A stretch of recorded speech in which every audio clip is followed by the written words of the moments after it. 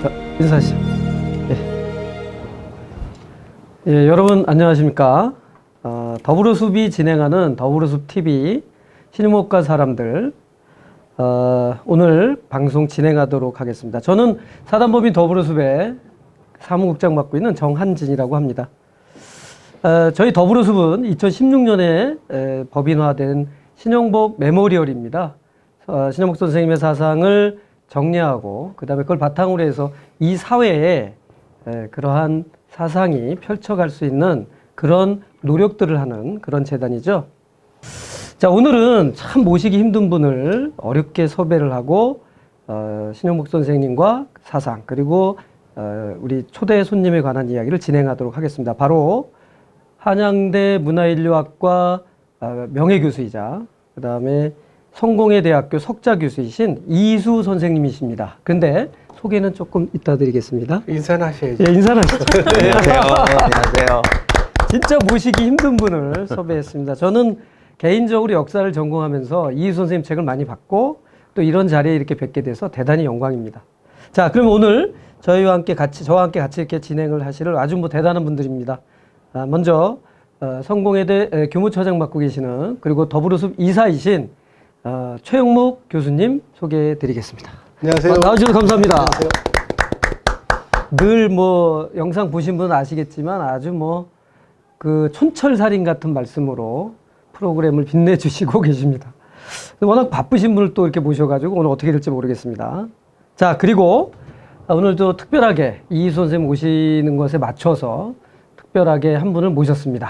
예, 이슬람 쪽의 전문가이시기도 하고, 그 다음에 이 성공에 대해서 공부도 하셨던, 그리고 더불어숲 회원이십니다. 우리 전선영 회원님 소개해드리겠습니다. 안녕하세요. 안녕하세요. 어려운 걸음에서 감사합니다. 네, 이슬람 전문가는 전혀 아닙니다. 왜 튀르키예에서 5년 이상 계셨다고? 네, 그러니까 터키와 관련된 일을 하긴 하는데요. 전문가는 전혀 아니니까 그러니까 오해가 이슬람 없도록. 전통이 겸손입니다. 제가 보기엔 두 분 다 아주 겸손. 많이 아시죠? 예. 자, 그러면 오늘 우리 인터뷰로 모신 이희수 선생님, 워낙 유명하신 석학이시니까 참 뭐라고 제가 설명할 수는 없는데 일단 우리 감독님 자막 처리 들어가시고요.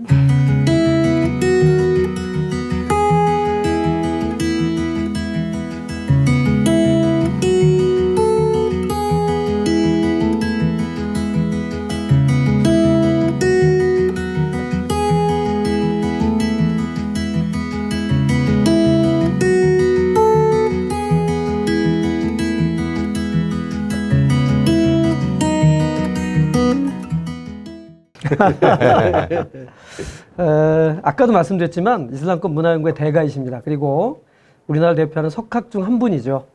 사실 인문학 분야에 이런 석학을 갖고 있다는 것 자체가 저는 아주 국가적 경사라고 생각을 합니다. 요즘같이 인문학이 이렇게 핍박받는 시대에 꿋꿋하게 학문적인 아우라를 바라고 계시는 이희수 선생님 뵙게 돼서 정말 영광이고요. 한양대에서 명예교수 정년하시고 지금 성공회대학교에서 이슬람 연구소죠. 이슬람 연구소장 맡고 계십니다. 그래서 이제 인터뷰 진행 도중에 신영복 선생님하고 좀 헷갈릴 수도 있어서 소장님이라는 칭호를 쓰고 선생님이라는 칭호를 같이 섞어서 쓰도록 하겠습니다. 제가 이번에 인터뷰 준비하면서 놀란 게 여러 가지가 있는데요. 역시 대가들은 통하나 봅니다. 고 신영복 선생님과 놀랍게도 우리 이희수 선생님이 상당히 학문적 교류뿐 아니라 인간적 교류도 해오셨다고 들었고요. 그리고서 우리 사실 지난번 인터뷰 보면 아시겠지만 그때 이제 김진업 선생님 인터뷰 때에 초점을 맞춘 게 바로 신영복 선생님의 젊은 시절의 사상, 이른바 정치경제학에 초점을 맞췄습니다. 그런데 이번에는 그러한 비슷한 주제로 우리 이희수 선생님, 세계 문명사가의 대가시잖아요. 그래서 신영복 선생님이 젊어서 이 더불어숲이라고 하는 세계 여행기도 쓰시고 하는 그런 어떤 문명사적 차원에서 문명사적 관점의 특징을 전문가하고 얘기한다는 컨셉으로 이희수 선생님을 어렵사리 모셨습니다. 또 대중적으로도 너무 많이 알려지셨기 때문에 아마 이 화면 보시는 분들은 아니 이슬람 전문가인 우리 이희수 선생님이 신용복 선생님과 인연이 있다고 하고 놀라시는 분들도 꽤 있을 거라 생각합니다. 자, 그래서 그런 놀라움은 앞으로 인터뷰 하시면서 쭉 장면마다 느끼시게 될 텐데요. 자, 그러면 이런 측면부터 말씀 나누면서 인터뷰를 시작하도록 하겠습니다. 선생님, 이렇게 개인적으로 뵙고 보니까 진짜 아까도 말씀드렸지만 감개무량합니다. 이렇게 학계 대가를 모시고 더군다나 존경하는 우리 신영복 선생님과의 인연을 얘기할 수 있다는 게 저는 개인적으로서 참 영광이고요. 제가 지금 프로그램 시작하면서 시청자분들께 선생님에 대해서 소개를 드렸는데 혹시 보충할 거라든가 보충할 거 많죠. 그거 가지고 됩니까? 짧아서 안 되죠. 늘 열심히 하는데 안 돼. 그럼요. 어림도 없죠. 우선 그 대가석학이라는 게 잘못 소개된 거고요. 제 분야는 원래 하는 사람이 없어요. 뭐 거의 20년 동안 똑같은 얘기를 하고 다니는데도 사람을 귀담아 주니까 그냥 하는 사람이 없기 때문에 혼자면 처음에 최초인데요. 이 최초가 한 10년, 20년 되니까 이렇게 별 말 붙이기 좋아하는 사람이 최고라고 붙여주더라고요. 근데 그때는 그 사람이 한 사람밖에 없다면 그 큰 문제잖아요. 그러니까 우리 사회가 가지고 있는 어떤 단면적인 하나의 상징일 수도 있다. 그래서 대가석학하면 기분은 매일 좋지만 20년 전이나 지금이나 나 한 사람이 그냥 슬주고 다니는데 그게 무슨 의미가 있을까? 또 자괴감도 동시에 듭니다. 이야, 예, 제가 진지하게 말씀드렸는데 블랙 코미디처럼 말씀하시니까 그렇지만 뼈가 있는 말씀하셨습니다, 진짜. 우리나라 인문학 풍토가 좀 더 개선됐으면 좋겠습니다. 자, 선생님 일단 뭐 선생님 고향이 저도 깜짝 놀랐는데 경남 밀양이라고 들었습니다. 예. 그래서 혹시 신영국 선생님 집안하고 거의 밀양이시니까 뭐 선대부터 무슨 교류 같은 게 있으시는지요? 저희 뭐 밀양은 뭐 향촌 사회라는 게 서로가 다 이제 관계가 있는 거니까 뭐 저희 부친께서 또 초등학교 그 당시 교사 생활하시고 교육청에서 근무하셨기 때문에 또 우리 저 쇠기 선생님의 그 부친과도 한 직장에서 근무하고 또 같은 직업이 있었기 때문에 그 집안에 대해서는 어릴 때부터 제가 많이 들어왔었고요.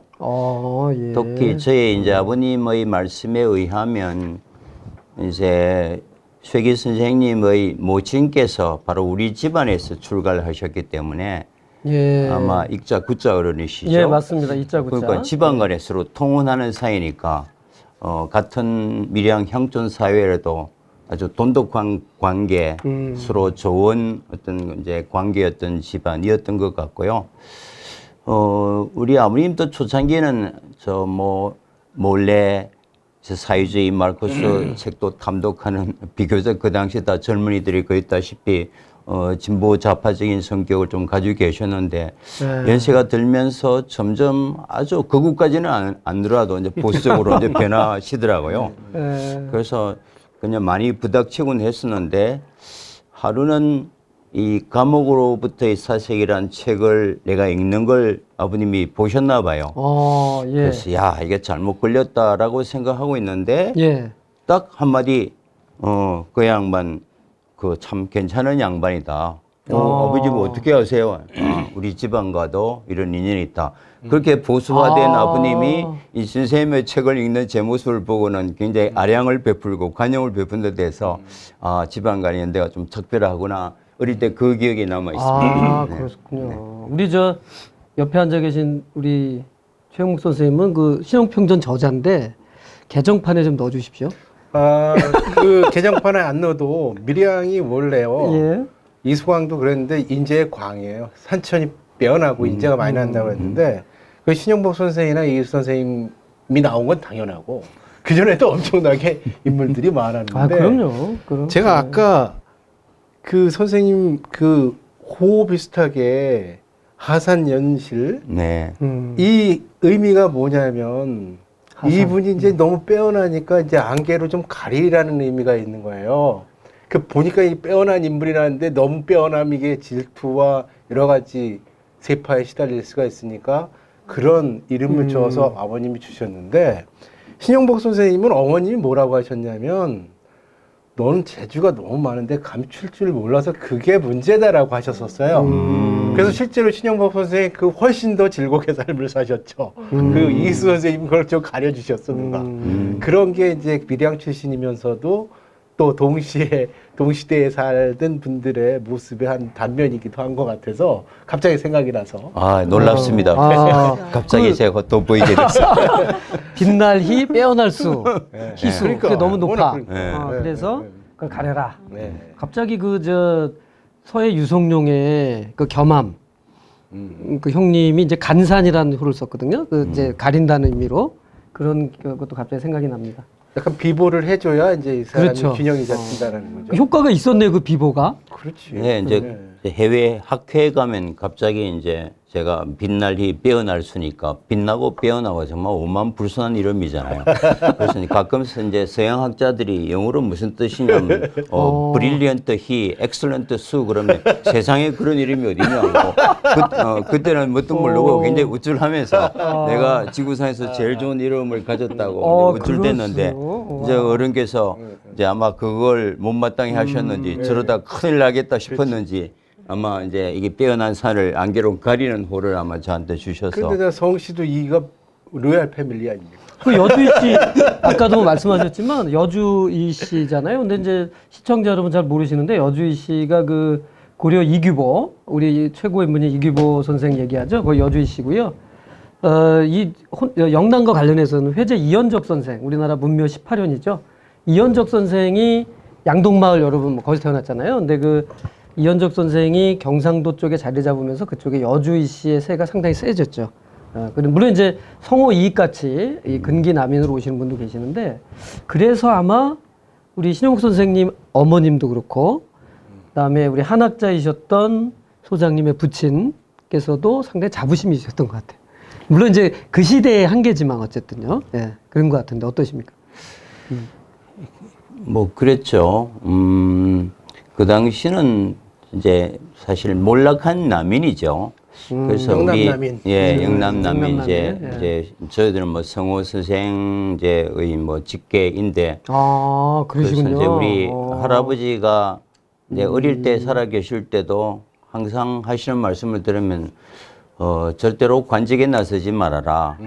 그래서 이제 아마 그렇죠. 뭐 관직하다가 수많은 생명을 잃고 이제 몰락한 아유. 그래서 이제 실학으로 맞습니다. 이제 실학으로 갈 수밖에 이제 없었던 것 같은데 그래서 제 집안의 주위에는 뭐 다른 집안이어도 비교적 이렇게 정치나 관직에 하는 사람들이 거의 없습니다. 그런 영향이 있었군요. 예, 아마 그런 알게 모르는 영향이 이제 있었지 않았나 싶고요. 네.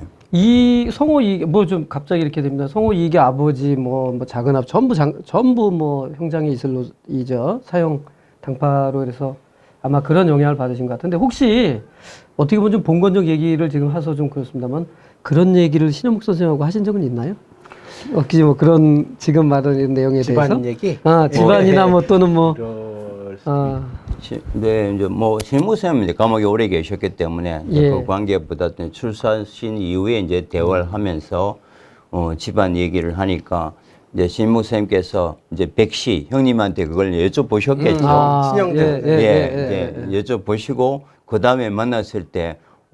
이제 그 이 교수 집안과 상당히 그 가깝게 내가 함부로 대해야 될 집안이 아니구만 그리고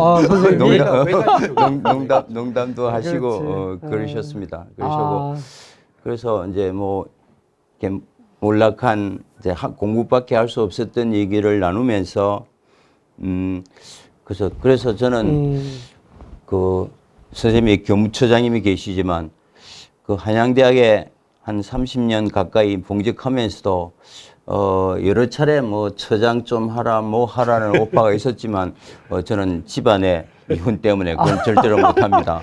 이슬람 연구소장만 유일하게 연구소장이니까. 그것도 관직 아닌가? 연구소장은 관직이 아닙니다. 그 연구니까. 그리고 마지막에는 이제 학장을 해야 된다고 그래서 학장 안 하겠습니다. 이거는 뭐 보직이라기보다는 인문학 교수들이 거쳐가는 하나의 상징적 거니까 꼭 하시라고 그래서 야 이걸 하면 집안에 누가 되는 게 아닌가 해서 하룻밤 딱 고민하고 학장도 안 하고 평교수로 명예퇴직할 수 있어서 그것도 알게 모르게 그걸 아마 집안의 영향이 좀 끼쳤던 것 같습니다.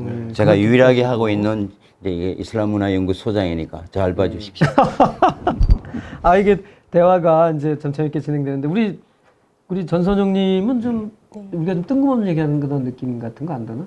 어제 말씀 아니, 어때요? 이렇게 얘기하는 거? 집안 이야기. 늙은 사람들 얘기죠. 네. 늙은 사람들. 여기까지 늙은 하시는 게 좋을 것 같아요. 늙은 뒤를 팍팍 내요?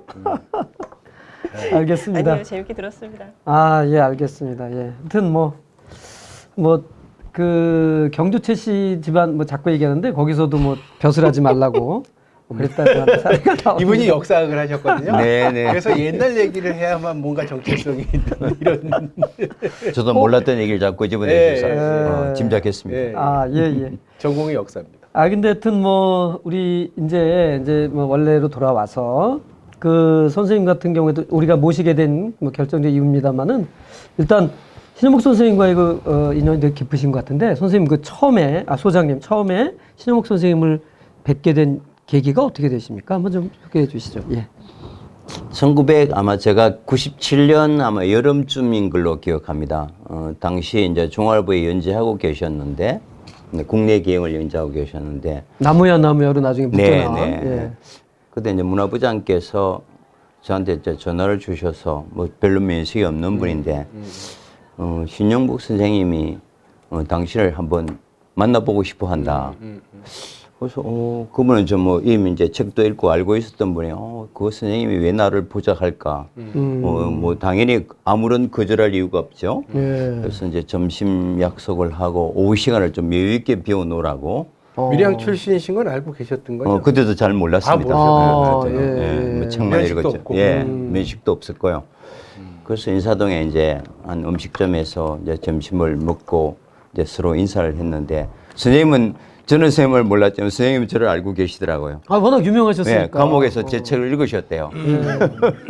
무슨 책을 읽으신지 이제 기억은 안 나지만 그래서 물론 뭐 또 이제 주변에 들으시고 아주 친절하게 고깝게 이렇게 해서 잘 해주셨는데 예. 딱 앉자마자 이 교수 내가 말이야 여건이 나와서 첫 말씀이 그러셨어요. 그렇죠. 예, 안기부에서 말이야 내가 해외 여행을 해도 된다는 이 증명서를 줬어. 그래서 너무 소년처럼 막 들떠있던 그 모습이 이제 처음 선생님을 뵀을 때 첫 인상이었고요. 아, 그렇군요. 그러다 보니까 옆에 있던 이제 신문사 문화부장께서 이제 연재를 하고 계시고 이근성. 예, 이근성 부장입니다. 아, 이근성 부장님이군요. 그래서 그렇죠. 이제 네. 해외 여행 답사를 통해서도 이제 계획을 갖고 있는데 그래서 이 교수를 모셨다. 그래서 이런 정말 선생님이 이제 해외를 답사하시면서 뭔가 독자들에게 새로운 그때 막 우리가 21세기를 앞둔 그 시절에 새로운 밀레니엄에 대한 이제 메시지를 드려야 되는데 막연하게 할 수는 없을 것 같다. 그래서 이제 어디서부터 어떻게 여행을 시작하는 게 좋은지 이 교수는 여행도 많이 하고 책도 쓰셨으니까 좀 아이디어 차원에서 그래서 제가 딱 생각도 안 했어. 5초도 생각 안 하고 선생님 그럼 뭐 이스탄불부터 출발하시죠. 딱 그 이제 이 부장 이근성 부장은 왜요 그러는데 선생님은 벌써 알아주셨어요. 딱 무릎을 치시지 않았죠. 감이 따오시면서 금방 알아듣던 표정을 하셨어요.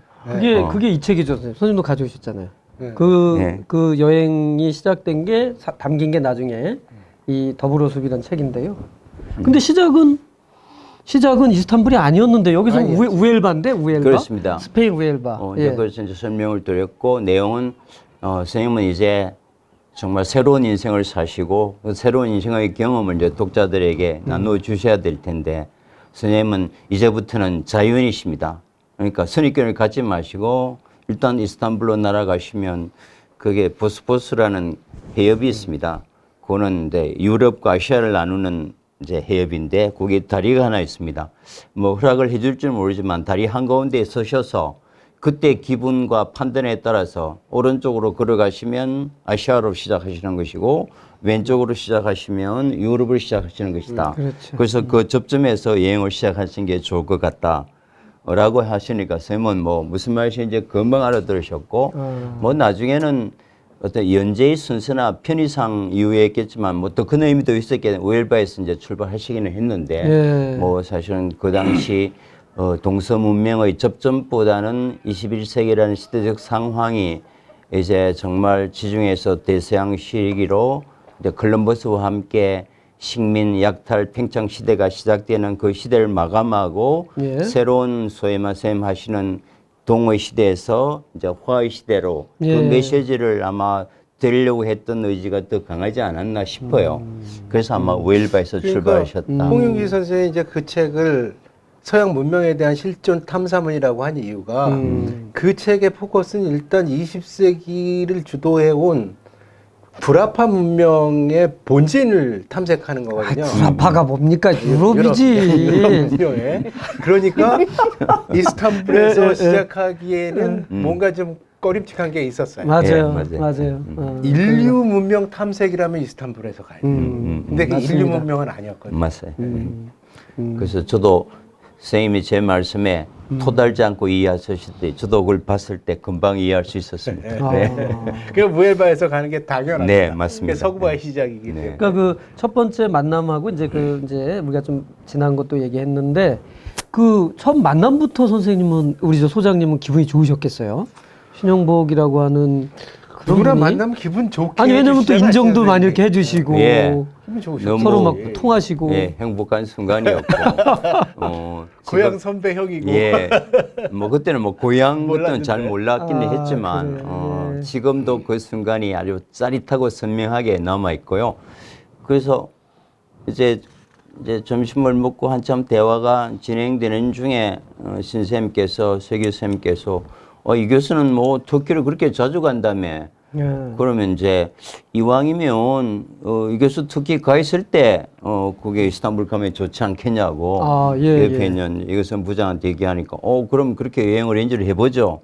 실제로 제가 이제 이스탄불에 가 계실 때 그 이제 취재차 선생님이 거기 맞춰서 오셨어요. 아, 그러니까 예. 4박 5일을 이제 터키에 계셨는데 어. 생각해 보십시오. 그 신영구 선생님과 4박 5일을 그냥 온전히 독차지하면서 함께 있었을 때 그 이제 감동. 그렇죠. 그다음에 어. 선생님이 그냥 안 계시잖아요. 네. 뭐 잠시도 쉬지 않고 재미난 온갖 얘기를 다 해주시잖아요. 가시고 어디. 예. 예. 그거는 뭐 제가 살아오면서 정말 평생 가장 소중한 순간 중에 하나다. 그런 생각. 4박 5일간 선생님 모시면서 온갖 얘기를 다 들었고요. 공개할 수 없는 얘기도 다 들었습니다. 아 그러면 공개할 수 머릿속에 없지만 사람 책이 많이 들어와 계시잖아요. 아니 근데 공개할 수는 없지만 그 이제 약간 공개 가능한 것 좀 하나만 좀 이렇게 그렇습니다. 왜냐면 그런 거 하자고 우리가 더스 TV도 하고 그러는 건데 다쳐요.